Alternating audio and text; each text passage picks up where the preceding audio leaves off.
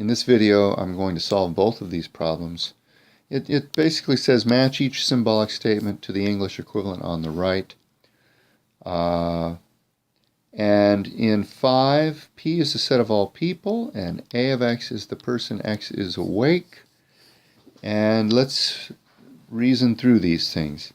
The first one says there is some X who's a person. So it says somebody, and then it's not the case that they're awake. So somebody is not awake. Somebody is not awake. That would be number 3. Okay. The next one says it's not the case that somebody is awake. It's not the case that anybody is awake. Nobody is awake. That's number 2. Number 3, it's not the case that there is somebody who's not awake. It's not the case that there is somebody who's not awake. That means everybody is awake. That's number 4. And the fourth one is, it says here, there is somebody who is awake. Somebody is awake, conveniently the last option. Okay? And it's very important here to understand that when I look at number part C, I can move this negation sign to the inside. I can say it's not the case that there exists an X in the set P. Oops, set P, John. Such that not A of X. That is equivalent to for all X in P. Not A of X.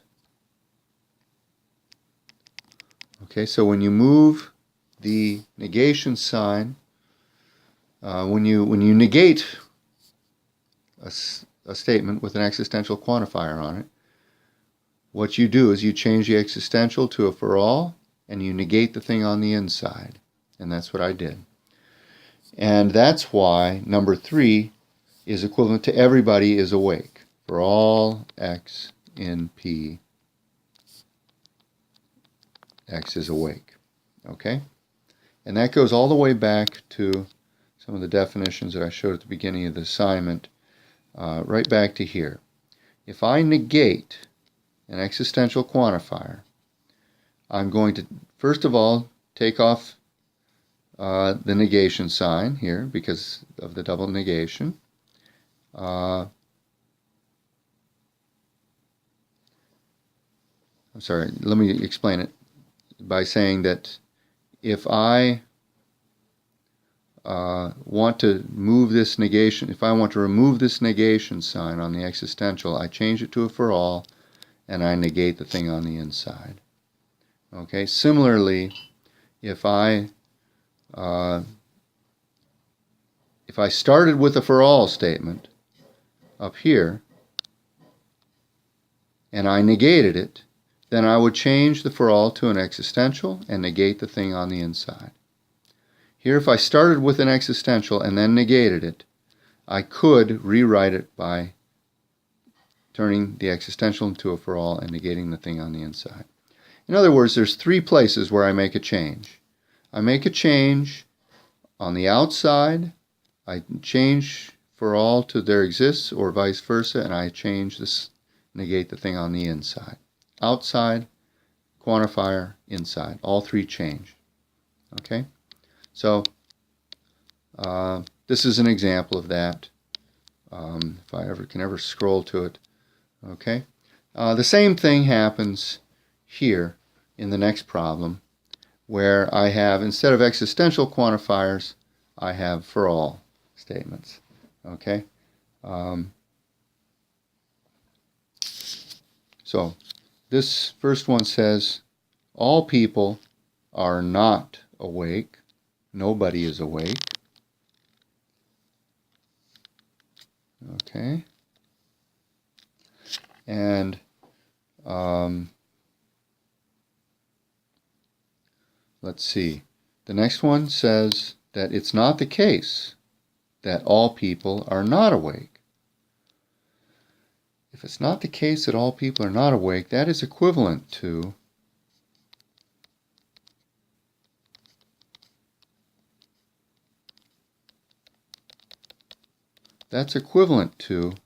there exists an X who's a person who is awake.